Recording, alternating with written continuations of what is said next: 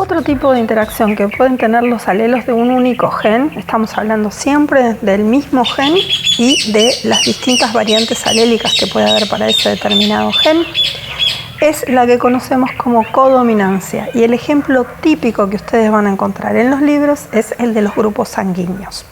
¿Cómo funcionan los grupos sanguíneos? No me voy a poner a explicarlo en un video, está en todos los libros, se van a cansar de encontrarlo en un montón de sitios para internet. Es el grupo que se lo conoce como sistema de grupos ABO o AB0, pero en la mayoría de los libros están traducidos del inglés, se dice ABO, ¿sí? Nosotros lo llamamos grupo 0 a ese grupo.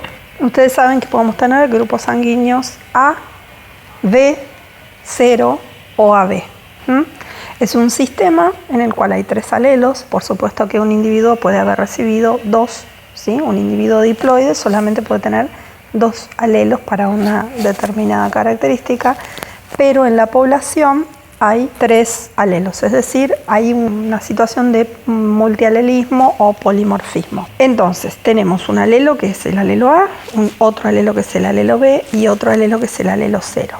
Los alelos, estas características, lo que determinan son moléculas de superficie de los glóbulos rojos. Vamos a suponer que esto que dibujé acá es un glóbulo rojo. Y otra vez vamos a tener relaciones de dominancia y recesividad respecto del grupo 0, que es este que está representado acá, y del grupo, por ejemplo, llamémosle a este A. ¿Qué es lo que pasa?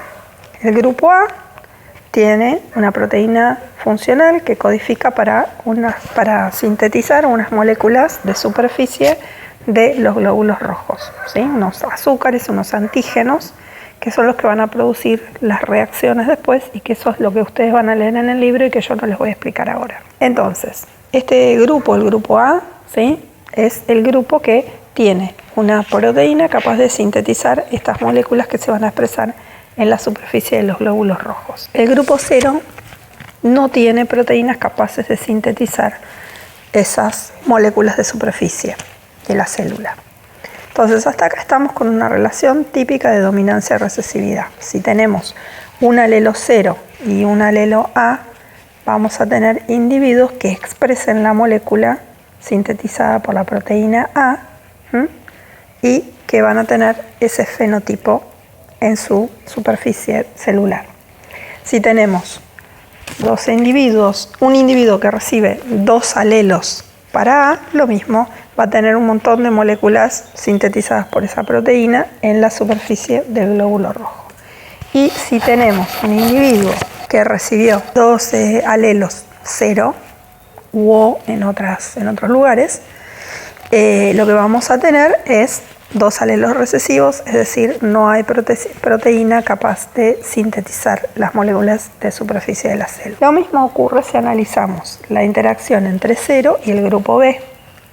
Supongamos que este es el grupo B, lo mismo, B es dominante respecto de 0. Si tenemos un alelo 0 y un alelo B, el individuo va a estar expresando la molécula sintetizada por B. Si tenemos 2 alelos B, el individuo va a estar sintetizando eso y va a estar expresando eso en su fenotipo.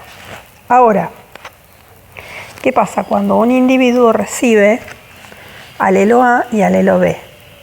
Pues que los dos se van a expresar, los dos van a estar en la superficie de los glóbulos rojos y por lo tanto vamos a tener expresado en la superficie tanto las moléculas sintetizadas por la proteína A como las sintetizadas por la proteína B. Entonces, esos individuos que reciban un alelo A y un alelo B son los que tienen el grupo AB, que es bastante raro, por lo menos en nuestro país no es muy habitual, porque tenemos pocos individuos del grupo B, pero que existe. Entonces, cuando tenemos este tipo de interacción entre 2 alelos de un mismo gen, la llamamos codominante, porque se expresa al mismo tiempo. Si volvemos ahora al ejemplo de la flor conejito, habíamos dicho, ¿se acuerdan ustedes que teníamos 3 alelos de pigmento? Uno que daba pigmento rojo, otro que daba pigmento amarillo y otro que daba pigmento blanco. El amarillo era dominante respecto al blanco, el rojo era dominante respecto al blanco. Ahora, ¿qué pasa si un individuo recibe un alelo para rojo y un alelo para blanco. Puede expresar otra vez los dos pigmentos y puede tener un color que va a tender más hacia el anaranjado. En este caso, no sé si se ve muy bien, el amarillo es bastante clarito y el rojo tiende a preponderar, pero vamos a ver que no es el mismo rojo, sino que está tendiendo más al anaranjado.